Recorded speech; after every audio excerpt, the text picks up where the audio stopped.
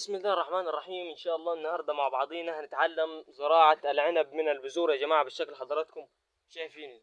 من البذور يا جماعة كل اللي عليك ان انت بس هتفتح الصمارة فهتلاقي جواها بذور بالشكل حضراتكم شايفين. طبعا يا جماعة عشان تلاقي فيها البذور الغليظة دي فانت تبدأ تجيبها مستوية نص استواء يا جماعة، ما تروحش تجيبها من السوق وتقول هزرعها.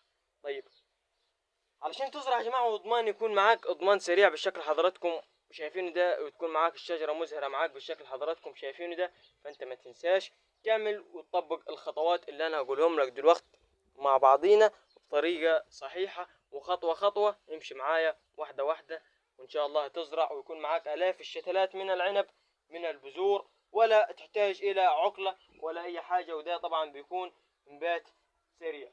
طيب قبل ما نبدأ يا جماعة ما تنسوش تصلوا على النبي عليه أفضل الصلاة والسلام، وتشتركوا في القناة وتعمل لايك للفيديو علشان يوصلك كل جديد. وأحلى مسا عليكم من أخوكم أدهم من قناة عالم الزراعة.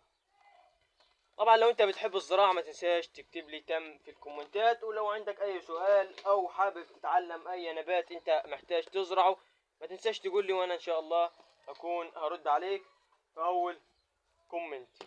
طيب زي ما حضراتكم شايفين كده ان احنا نبدأ نعبي اي قصيص حوالي 5 سم كده، تمام يا جماعه. وهنبدا تاني حاجه يا جماعه ان احنا نجفف الارض بتاعتنا، يعني احنا نبدا نرويها شويه. بعد كده يا جماعه نبدا نجيب الثمرات او البذور بتاعتنا كده يا جماعه، ونبدا نرمي فيها واحده ونرمي فيها التانية، وبراحتك انت يا جماعه عاوز تحط تاني براحتك، بس انا اخر 2 علشان كده كده انا مجربها قبل كده ويعني وباخد منها اضمان سريع يا جماعه، فاهمين انتوا وبناخد منها اضمان سريع. وبعد كده يا جماعه هبدا اضيف عليها شويه تربه خفاف قوي يا جماعه، وابدا ارويها تاني بشكل يومي يا جماعه علشان ينبت معاك.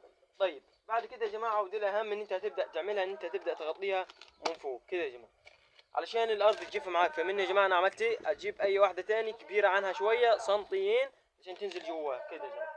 لو انت ما عندكش بقى حاجه كبيره عنها، شوف انا بسهل لك ازاي. تبدا تجيب اي شكاره جفافه يا جماعه تكون جافه كده تكون شفافه، وتبدا تغطيها فيها من فوق كده، وادي الطريقه معاك.